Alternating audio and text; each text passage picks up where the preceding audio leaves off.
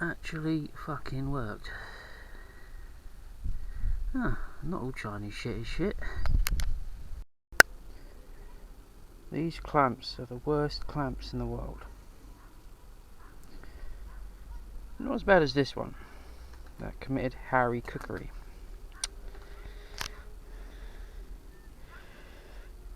Rip 30-year-old clamp. It will be sadly missed. I'll epoxy it and sell it on eBay. Etsy, they'll buy it.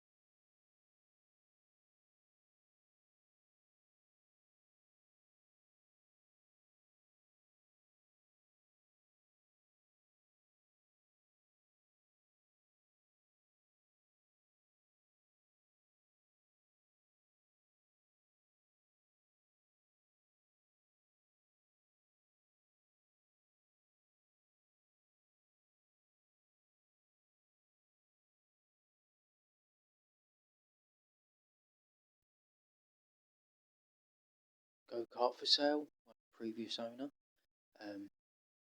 Uncareful previous owner. That was a silly little project made ages ago by my neighbour who owns this property that I'm using to build this. And as you can see, it's not that heavy, although you probably do need some leg muscles or an electric bike with lots of power. Here I have the side bits, metal bars stuck in.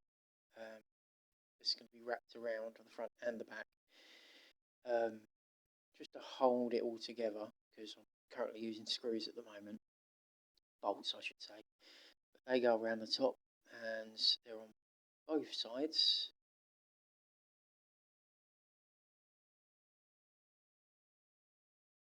And they basically cinch everything down through those bolts, and they'll be connected.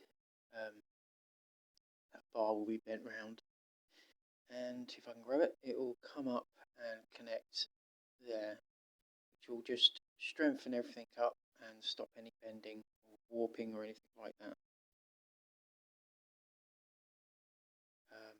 Yeah. She ain't gonna win no beauty contest, and I don't have money to pay for like ultralight materials. Now, underneath this top bit of wood, there's another bar that goes through the middle, between the top bit and the bottom bit, and that also helps cinch everything down onto those bolts, just to secure everything and make it sure it doesn't like collapse underneath its own weight. Of course, all that comes up to the front as well. I haven't put that bolt in yet, the bolts in yet for that. Got to do that. It's pretty much a wood glue and screw project.